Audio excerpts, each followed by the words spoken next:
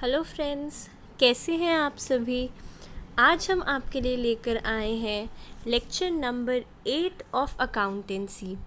कल हमने डिस्कस किया था कि लेजर में पोस्ट कैसे होती हैं हमारी ट्रांजैक्शंस। तो आज हम उसी को कंटिन्यू करेंगे और कुछ नई जर्नल एंट्रीज़ भी सीखेंगे जिससे आपको कोई भी एंट्री बनाने में कोई प्रॉब्लम ना हो और उसी का फिर हम बनाएंगे लेजर। तो आइए फ्रेंड्स, आज की क्लास शुरू करते हैं। देखिए, हमारा जो क्वेश्चन है वो है पहला, January 1, Anuj, who owed us rupees 2 lakh, became bankrupt, received from his estate a sum of 40 पैसा in a rupee। अब ये एकदम से ऐसा लग रहा होगा ये क्या आ गया। बिल्कुल मुश्किल नहीं है, देखिए समझते हैं। इसका सॉल्यूशन देखते हैं। उसमें है कि अनुज जो हमें ओ करता था 2 लाख रुपए, वो हो गया बैंकक्रप्ट। बैंकक्रप्ट मतलब उसका निकल गया दिवाला। तो उससे हमें जो रिकवर हुआ वो हुआ 40 पैसा इन अ रुपी। अब इसको आप 40% भी कह सकते हैं या 40 पैसा इन अ रुपी, क्योंकि 1 रुपये में 100 पैसे होते हैं। हमें मिला 40 पैसा, तो ये हो गया 40%। तो ये तो हो गई कैलकुलेशन की बात। अब देखते हैं एंट्री क्या बनती है। देखिए, उसने हमें ओ करता था वो 2 लाख रुपए, हमें मिल गए 40%। तो हमें कितने मिल गए? हमें मिल गए 80,000 रुपीज़। और जो 1,20,000 रुपये है वो क्या हो गए हमारे? वो हो गया हमारा नुकसान। और ये हमें आगे रिकवर नहीं होगा क्योंकि उसका बिज़नेस ही बंद हो गया। तो जितना मिलना था हमें मिल गया, तो वो हो गया फाइनल। तो अब ये जो नुकसान हुआ हमारा, इसे हम कहेंगे बैड डेट्स।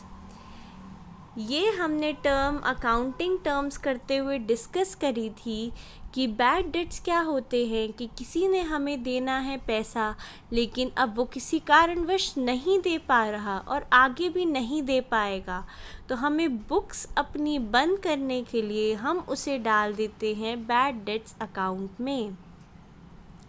चलिए इसकी एंट्री देखते हैं। देखिए, कैश अकाउंट डेबिट, असेट हमारा हुआ इंक्रीज़, या real account debit what comes इन। तो हमारे पास आ गए 80,000 रुपये। ठीक है, अब अनुज से हमें लेने कितने थे? हमें लेने थे 2 लाख। हमें मिल गए फाइनल 40%, जो कि है 80,000। तो हमें उसका अकाउंट करना है अब क्लोज़, क्योंकि आगे कुछ मिलने की संभावना बहुत कम है। हमें उसका करना है अब अकाउंट क्लोज, तो इसीलिए हम उसको कर देंगे क्रेडिट। जब हमने उससे पैसे लेने थे, हमारा हक था उससे पैसे लेना, तो वो था हमारा असेट। अब हमारा असेट हो रहा है कम, तो उसे कर देंगे हम credit with the amount 2 lakh. अब जो हमारा डिफरेंस बचा वो बचा 1,20,000 रुपये का। वो हमारा नुकसान है, और नुकसान किस नाम से मैंने आपको बताया? वो बताया मैंने बैड डेट्स के नाम से।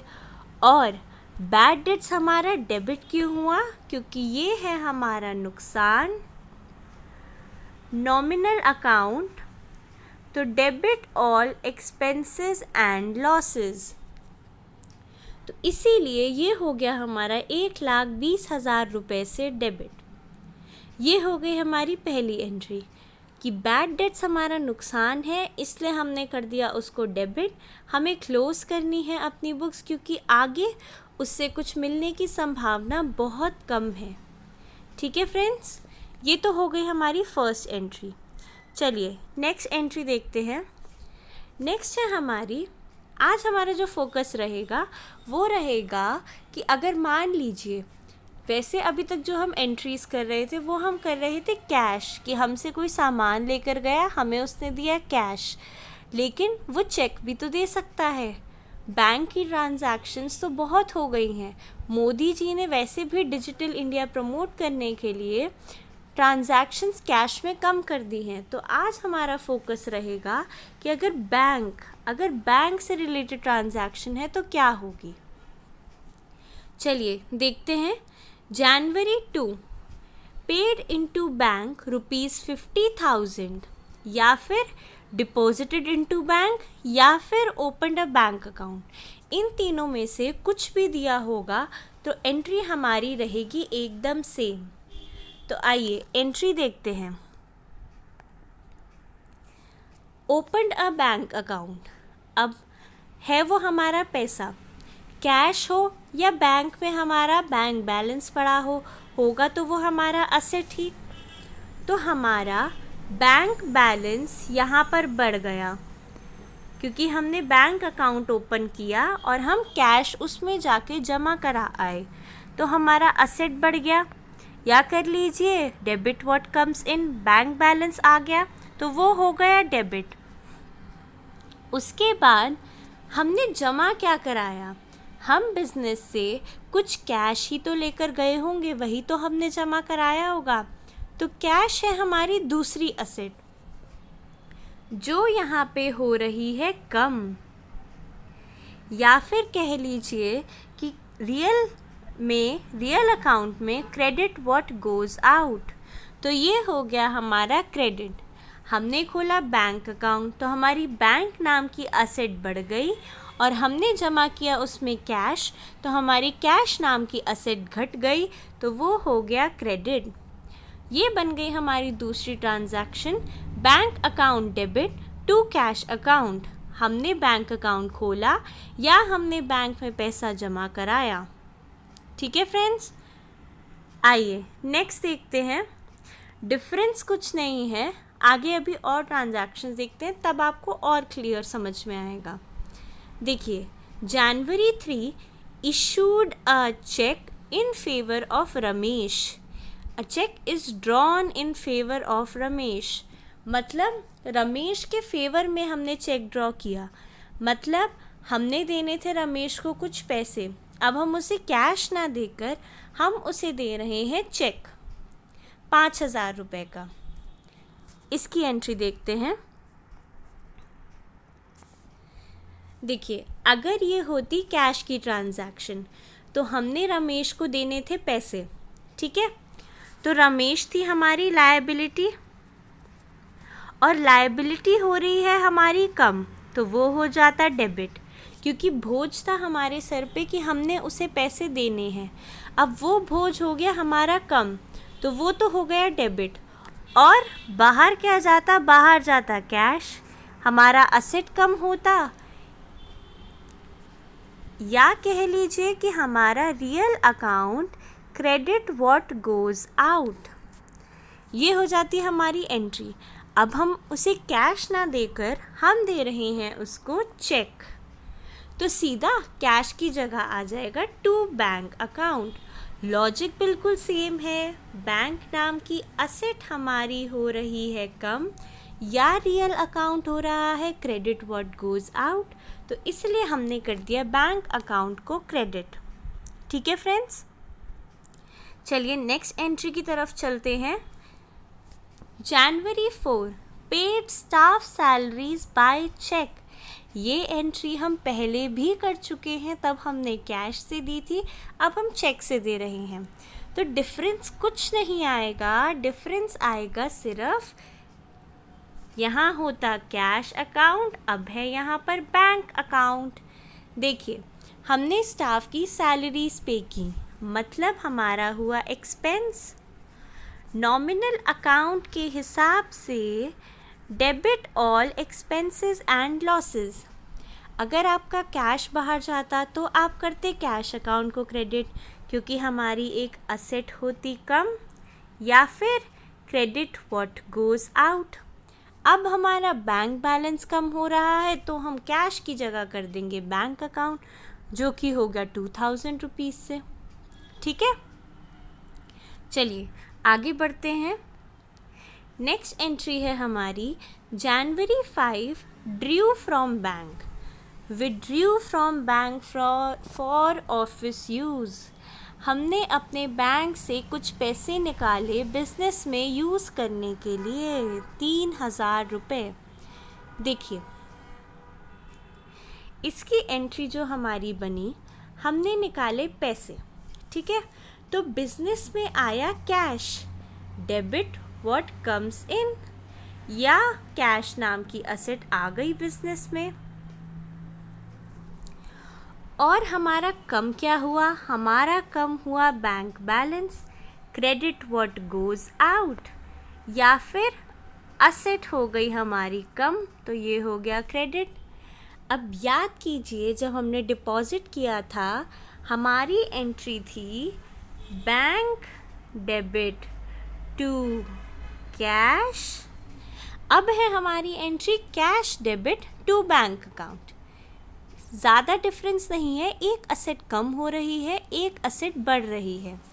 अब इसी एंट्री में देखते हैं, देखिए अगर यहाँ पर होता, यहाँ तो उसने विड्रॉ किया ऑफिस यूज़ के लिए, अगर यही लिखा होता कि he withdraws from bank for private use, तो प्राइवेट यूज़ में क्या आ जाता, कैश की जगह आ जाता ड्राइंग्स, क्योंकि ड्राइंग्स हमारा बिजनेस के लिए है खर्चा, तो इसीलिए ड्राइंग्स आ जाता हमारा डेबिट में, कोई असेट इंक्रीज नहीं होती क्योंकि वो सीधा जाता पर्सनल एक्सपेंस में। तो इसीलिए हमारी एंट्री बनती drawings account debit to bank account. ठीक है फ्रेंड्स, चलिए नेक्स्ट देखते हैं। January 6 received a check from Shivam ₹4,000। हमने शिवम से कुछ पैसे लेने हैं, उसने हमें दे दिया चेक 4,000 रुपये का। अब देखिए यहाँ पे इम्पोर्टेंट क्या है, अगर आपने सिर्फ यही एंट्री पढ़ी तो आप क्या कर देंगे, आप कर देंगे कि जैसे मान लीजिए कैश आता है तो कैश बढ़ता है, अब हमारा बढ़ेगा बैंक बैलेंस, तो bank debit to Shivam account, हम कर देते ये एंट्री। लेकिन अब नेक्स्ट डेट पे देखिए, Shivam's cheque deposited into bank the next day. इस एंट्री में हम अज्यूम कर रहे हैं कि सेम डे हमने चेक बैंक में लगा दिया, लेकिन वो बाद में बता रहा है कि January 7 को चेक जमा हुआ है। तो जब भी आप क्वेश्चन सॉल्व करें, ऐसी कोई एंट्री हो तो आप देख लें नीचे कि चेक हमने बैंक में कब लगाया है। अगर कुछ मेंशन नहीं है मतलब सेम डे लगा दिया है, तो अब हमारी ये एंट्री तो नहीं होगी क्योंकि हमने सेम डे ना लगा के हमने नेक्स्ट डे लगाया है। तो देखते हैं एंट्री क्या होगी, January 6 की क्या एंट्री बनती है। अब देखिए, हमने शिवम से किया बैंक चेक रिसीव, लेकिन हमने उसको डिपॉजिट किया नेक्स्ट डे पर, तो एक तरह से अभी हमारा बैंक बैलेंस तो नहीं बढ़ा, लेकिन बढ़ा क्या, हमने उसको मान लिया कि अभी हमारा बड़ा है कैश। कैश नाम की असेट हमारी अभी इंक्रीज हुई है, या real account debit what comes इन, इसलिए तो हमने कर दिया कैश को डेबिट। अब शिवम से हमने कर लिए पैसे रिसीव, वो थी हमारी असेट। अब हमारी असेट हो गई कम क्योंकि उसने हमें दे दिया चेक, अब हमारा उस पर कोई अधिकार नहीं है कि तू हमें और पैसे दे, तो असेट हो गई हमारी कम, तो वो हो गया क्रेडिट। ये तो बनी January 6 की एंट्री। अब हम जब January 7 को चेक अपना डिपॉजिट करने गए, चेक हमने अपना लगाया, तब हम मानेंगे कि हमारा बैंक बैलेंस हुआ इंक्रीज़। तो देखिए यहाँ पे हमने बढ़ाया था कैश, तो अब हमारा बिजनेस से जाएगा कैश, और जाएगा कहाँ, वो जाएगा बैंक में। तो बैंक नाम की असेट जो है हमारी, वो हमारी हो गई इंक्रीज़, तो वो हो गया डेबिट। और कैश नाम की असेट हो गई हमारी डिक्रीज, तो वो हो गया क्रेडिट, क्योंकि हमारे बिजनेस से गया है कैश, जो लास्ट डे कैश आया था। एक्चुअली क्या हुआ है, हमारा चेक डिपॉजिट हुआ है बैंक में, तो उसे हम कैश मान लेते हैं अगर वो नेक्स्ट डे डिपॉजिट होता है तो। चलिए फ्रेंड्स, आगे देखते हैं। होप कि आपको क्लियर हो रहा हो। अगर ना हो रहा हो तो आप कमेंट सेक्शन में कोई भी कॉन्सेप्ट हमसे पूछ सकते हैं। चलिए नेक्स्ट एंट्री देखते हैं। नेक्स्ट एंट्री है हमारी January 8, received a cheque from Manoj ₹19,000 in full settlement of his account of ₹20,000। अब हमें मनोज से करने थे पैसे रिसीव 20,000, लेकिन उसने हमें क्या दिया, उसने हमें दे दिए 19,000 रुपये फुल सेटलमेंट में। तो इसकी एंट्री क्या बनी, देखिए।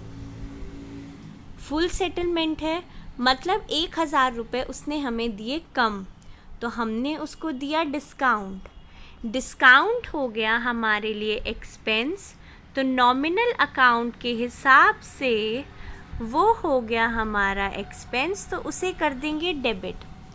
और आया क्या हमारे पास आया चेक। तो चेक आया तो बैंक नाम की असेट हमारी बढ़ी, क्योंकि आगे कोई एंट्री ऐसी नहीं है जहां लिखा हो कि हमने चेक बैंक में इस दिन डिपॉजिट किया। तो यहाँ हम मानेंगे कि हमारा बैंक में चेक सेम डे डिपॉजिट हो गया। तो बैंक नाम की हमारी असेट है वो हो गई इंक्रीज, तो उसको कर दिया डेबिट। अब देखिए, मनोज ने फुली सेटल कर दिया। मनोज था हमारी असेट, हमारा हक था उस पर कि हमने उससे 20,000 रुपये लेने थे, लेकिन अब वो असेट हमारी हो गई कम, तो वो हो गया हमारा क्रेडिट विथ फुल अमाउंट 20,000 रुपये, क्योंकि यहाँ हो गया फुल सेटलमेंट। ठीक है फ्रेंड्स, यहाँ पे एंट्री में डिफरेंस कुछ नहीं है, बस कैश की जगह हमने डाला है बैंक अकाउंट। ठीक है, अब देखिए नेक्स्ट एंट्री है हमारी, bank intimates that Manoj cheque return dishonoured. Cheque का डिसऑनर मतलब क्या हुआ, जैसे नॉर्मल बोलचाल की भाषा में बोला जाता है कि हमारा चेक बाउंस हो गया, तो मतलब वही है, टेक्निकल टर्म्स में उसे बोलते हैं चेक डिसऑनर। इनसफिशिएंट बैलेंस की वजह से जनरली चेक डिसऑनर होता है। तो मनोज ने जो हमें चेक दिया था 19,000 का, वो हो गया डिसऑनर। तो मतलब अब हमने अपने बुक्स में 19,000 रुपये ज़्यादा दिखा दिए। अब हमें एंट्री करनी पड़ेगी रिवर्स। देखिए, पहले हमने एंट्री की थी bank account debit, discount account allowed account debit to Manoj account. अब इसको करना है पूरा का पूरा रिवर्स। रिवर्स कैसे होगा, मनोज था क्रेडिट, मनोज हो जाएगा डेबिट, क्योंकि क्रेडिट का उल्टा डेबिट। तो मनोज क्रेडिट था, मनोज हो गया डेबिट 20,000 रुपये। बैंक और डिस्काउंट अलाउड थे हमारे डेबिट, तो वो हो जाएंगे credit with their respective amounts which are 19,000 and 1,000। ठीक है, कहीं भी अगर एंट्री का इफ़ेक्ट हमें करना हो रिवर्स, तो उसको एग्जैक्टली हम ऑपोजिट कर देंगे, डेबिट को कर देंगे क्रेडिट और क्रेडिट को कर देंगे डेबिट। ये हो गई हमारी सेकंड लास्ट एंट्री आज की। अब लास्ट एंट्री देखते हैं। लास्ट एंट्री है, अब देखिए बैंक हमें सर्विसेज देता है तो वो कुछ चार्जेस भी काटता है। चार्जेस वो कहाँ से काटता है, आप उसे कैश में तो चार्जेस नहीं देकर आते कि भाई ले चार्जेस ले ले, वो सीधा हमारा करता है बैंक अकाउंट डिडक्ट। तो हमारा क्वेश्चन है bank charges debited by bank. Debit मतलब काटे बैंक ने। ₹110। तो देखिए हमारी एंट्री बनी बैंक चार्जेस, क्योंकि है ये हमारा एक्सपेंस। तो वो हो गया हमारा नॉमिनल अकाउंट से debit all expenses and losses. और बैंक नाम की जो हमारी असेट है, क्योंकि उसने हमारे बैंक बैलेंस में से काटे 110 रुपये, तो हमारी असेट हो गई कम, तो वो हो गया क्रेडिट। ये तो हो गया एक्सपेंस। अब बैंक हमें सेविंग्स अकाउंट पे कुछ इंटरेस्ट भी देता है, तो इंटरेस्ट की एंट्री क्या बनेगी? देखिए इंटरेस्ट वो हमें अलग से कैश में नहीं देता, वो हमारा बैंक बैलेंस बढ़ा देता है। तो बैंक नाम की असेट हो गई हमारी increase, debit to interest account, क्योंकि हमें बैंक बैलेंस पे मिला इंटरेस्ट जो कि है हमारी इनकम, और नॉमिनल अकाउंट के हिसाब से credit all incomes and gains. तो हमारी एंट्री बनी bank account debit to interest account. ठीक है फ्रेंड्स, अब एक एंट्री और है, वो आती है हमारी फर्स्ट एंट्री से। अब देखिए ये हो गए हमारे बैड डेट्स यहाँ पर, लेकिन अगर मान लीजिए 2-3 साल के बाद कुछ पैसे उसके पास आते हैं और वो हमें देने आता है, तो ये जो 1,20,000 था उसमें से मान लीजिए वो हमें 60,000 रुपये देने आता है, तो इस 60,000 को हम कैसे दिखाएंगे?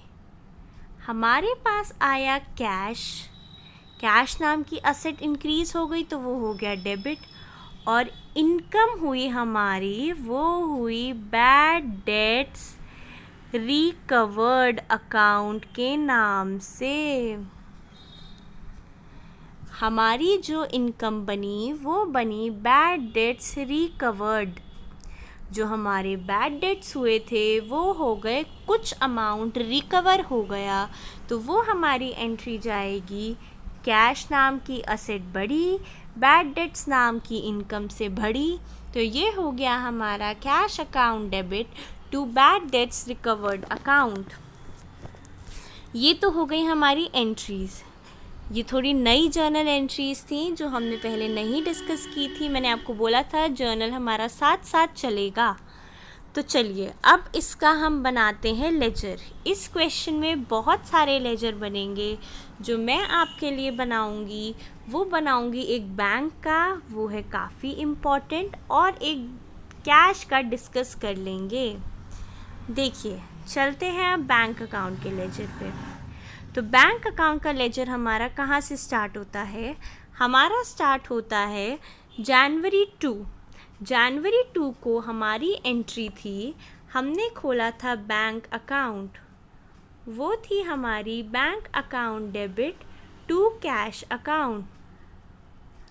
तो हम बना रहे हैं बैंक का लेजर, तो हम बैंक अकाउंट की चले डेबिट साइड पे, क्योंकि बैंक है हमारा डेबिट साइड में, और नाम आएगा ऑपोजिट वाला, तो नाम आ गया to cash account with the amount 50,000।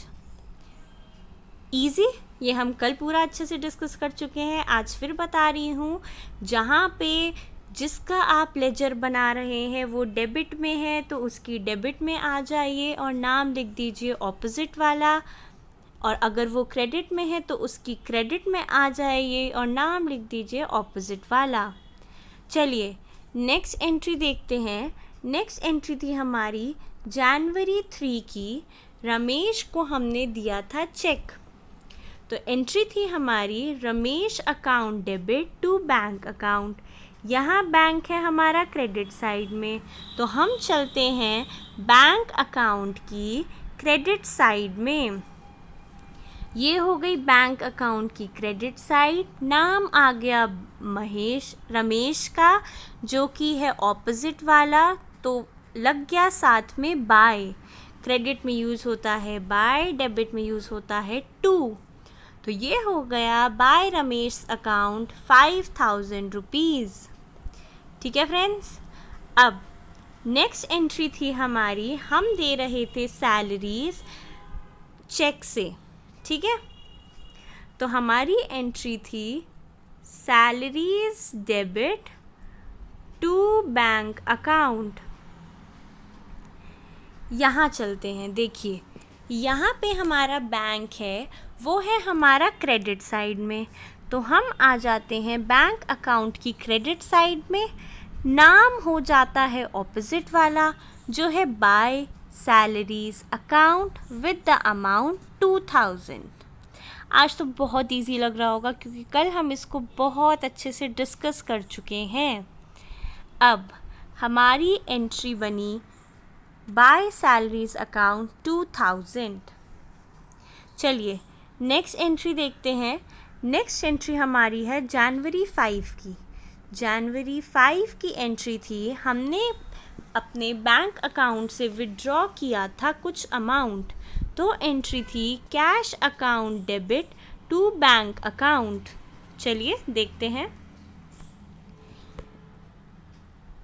Cash account debit to bank account. तो बैंक अकाउंट है क्रेडिट में, बैंक की आ जाइए क्रेडिट साइड, नाम आ जाएगा ऑपोजिट वाला बाय कैश अकाउंट 3000। ठीक है, चलिए नेक्स्ट एंट्री देखते हैं। नेक्स्ट एंट्री थी हमारी, हमने चेक जमा किया था बैंक में शिवम का, bank account debit to cash account. चलिए देखते हैं एंट्री क्या थी, bank debit to cash account. तो बैंक अकाउंट की आ जाइए डेबिट साइड पे, नाम आ जाएगा ऑपोजिट वाला to cash account with 4000 rupees. ठीक है फ्रेंड्स। अब इम्पॉर्टेंट ट्रांजैक्शन आ रही है हमारी। हमने किया था मनोज का चेक रिसीव और हमने उसको कुछ दिया था डिस्काउंट। तो bank account debit discount allowed account debit to Manoj account.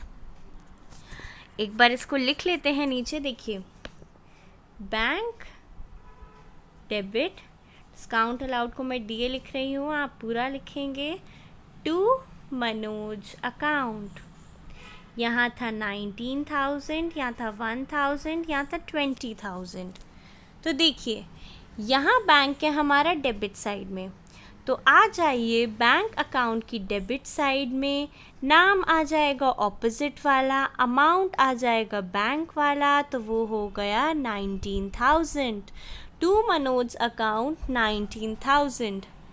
अब हमारी नेक्स्ट ट्रांजैक्शन में मनोज का चेक हो गया था डिसऑनर, तो उसकी एंट्री थी Manoj debit 20,000 to bank 19,000 to discount allowed 1,000। तो देख लेते हैं इसको। देखिए ये था हमारा मनोज, सॉरी एंट्री दोबारा लिखनी पड़ेगी, Manoj debit 20,000 to bank 19,000 to discount allowed 1,000। तो बैंक है हमारा क्रेडिट साइड में, बैंक अकाउंट की आ जाइए क्रेडिट साइड में, नाम आ जाएगा ऑपोजिट वाला जो कि है मनोज, अमाउंट आ जाएगा 19,000, तो अमाउंट आ गया हमारा बाय मनोज अकाउंट 19,000। ठीक है फ्रेंड्स, ये तो हो गई हमारी नेक्स्ट एंट्री। अब लास्ट एंट्री थी हमारी bank charges debit to bank account 110 रुपये। बैंक है क्रेडिट साइड में, आ जाइए क्रेडिट साइड में, नाम आएगा ऑपोजिट वाला by bank charges account with the amount 1,000। ये तो हो गई हमारी लेजर की पोस्टिंग। अब कर लेते हैं बैलेंसिंग। देखिए बैलेंसिंग में जिस साइड का अमाउंट हमारा हो ज़्यादा उसे लिख लेंगे हम पहले यहाँ पर। तो इस साइड का हमारा अमाउंट है ज़्यादा, मतलब जो हमारा बाय बैलेंस कैरी डाउन बनेगा वो बनेगा क्रेडिट साइड में। ठीक है, तो यहाँ भी लिख लिया क्योंकि debit is equal to credit, minus कर दिया, वो आ गया हमारा 43890 और वो चला गया नेक्स्ट महीने की पहली तारीख को टू बैलेंस ब्रॉट डाउन 43890। ठीक है फ्रेंड्स, ये हो गई बैलेंसिंग। अब ये है हमारा कैश अकाउंट। कैश अकाउंट आप खुद बना के देखिएगा। बैंक अकाउंट हमने बहुत अच्छे से डिस्कस किया है, बाकी लेजर भी हमने बहुत अच्छे से डिस्कस किया है। अब एक आपको क्रॉस चेकिंग का तरीका बताना है, वो चलिए वो उसको हम कल डिस्कस करेंगे। अभी आप इन सब का लेजर बनाइए और अच्छे से इसका रिवीजन कीजिए, क्योंकि आज हमने काफ़ी सारी नई एंट्रीज डिस्कस करी हैं। तो अगर आप रिवाइज़ नहीं करेंगे तो आप कंफ्यूज हो जाएंगे, इसलिए इसे डिस्कस कीजिए। होप आपको लेक्चर अच्छा लगा हो। इसको लाइक कीजिए, सब्सक्राइब कीजिएगा हमारे चैनल ड्रीम पाठशाला को, और ज़्यादा से ज़्यादा लोगों के साथ शेयर कीजिएगा। Thank you friends, bye bye.